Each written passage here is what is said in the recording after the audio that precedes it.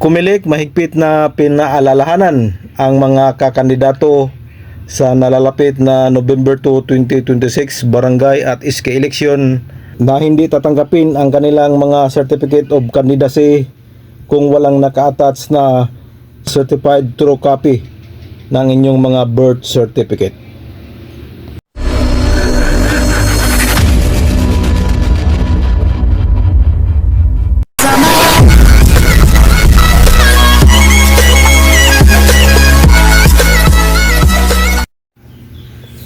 Hello, isang mapagpalang araw sa ating lahat mga kapobre. Araw ng Biyernes, Pitsa 22 sa buwan ng Mayo mga kapobre. Panibagong araw, panibagong biyaya, panibagong pag-asa, panibagong lakas at panibagong vlog tayo mga kapobre.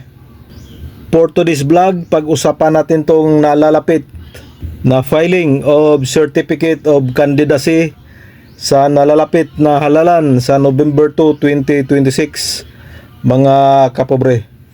Kung susumahin natin mga kapobre, simula ngayon 6 na buwan na lang magfa-filing of Certificate of Candidacy na sa September 28 to October 5, 2026 mga kapobre.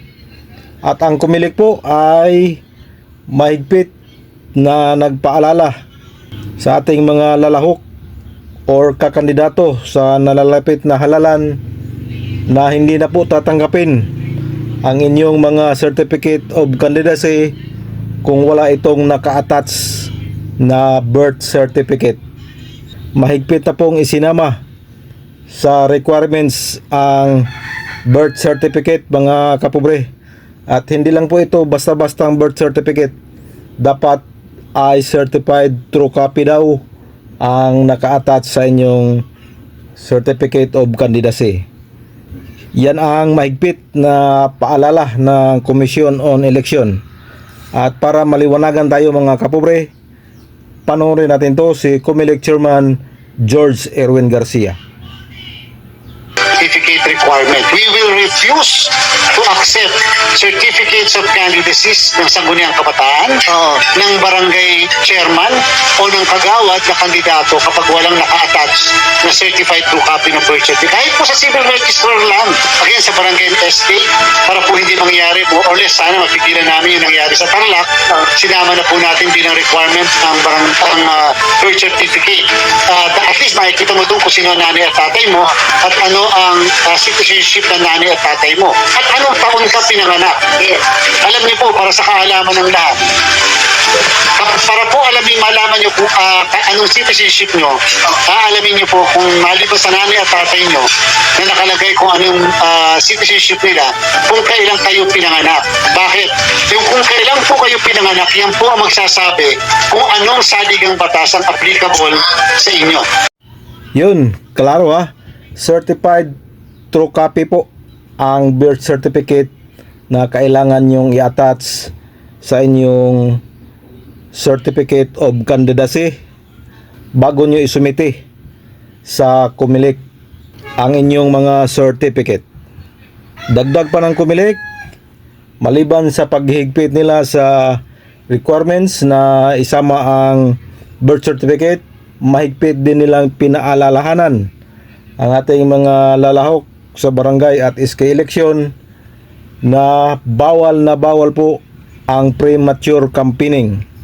Ito po ay may kaakibat na mga consequences or kaso.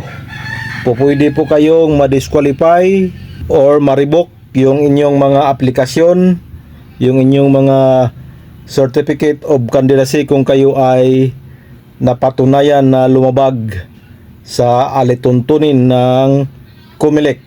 Dapat hintayin ang nakatakdang panahon o araw ng pangangampanya para hindi tayo ma-charge ng premature campaigning. Kasi yung mga katunggalin nyo ay nagmamasid lang yan sa inyo. At sabi pa ng Comelec, madali lang magreklamo. Hindi na katulad dati na kailangan mo nang gumawa ng verified complaint. Pero ngayon, isend mo lang daw yung mga ebidensya at ang kumilik na ang bahala. Kaya no to premature campaigning mga aspirant, incumbent at mga lalahok sa barangay at SK election. Panoorin natin itong sinabi ni Kumilig Chairman George Erwin Garcia patungkol sa premature campaigning. Here we go. Sabihin niyan, hindi po applicable sa inyo yung Peñera versus Comelec na doktrina na hindi pa kandidato maliban na lang sa unang araw ng kampanyahan. Inuulit ko, yung mga iikot na mga kandidato o nag-file ng candidacy nila ng September 28 to October 5, pag umikot sila ng October 6, nangampanya, nagbigay ng kuno-ano, kayo po ay kakasuhan namin na may imprisonment of 1 to 6 years and disqualification. Seryosohan pong usapan yan. Ginawa na po natin dati yan, lalo na yung mga nagkalat na kagad na tarpaulin, campaign materials, we will file cases against all of them. Madami rin po kami disqualify. Libo po inabot yung mga disqualify namin kahit mga sangguniang kabataan. So yan po, klarong-klaro po mga kapobre, ang mga paalala ng Commission on Election. Una, yung inyong mga Certificate of Candidacy, dapat may naka-attach na certified true copy ng inyong mga birth certificate. At pangalawa, dapat hindi kayo lumabag sa nakatakdang panahon para mangangampanya, para hindi kayo ma-disqualify at makasuhan ng premature campaigning. So yan po ang mahalagang paalala ng ating komisyon. This is your Cap June official. Please subscribe, like and share. Bye-bye and God bless us all mga kapobre.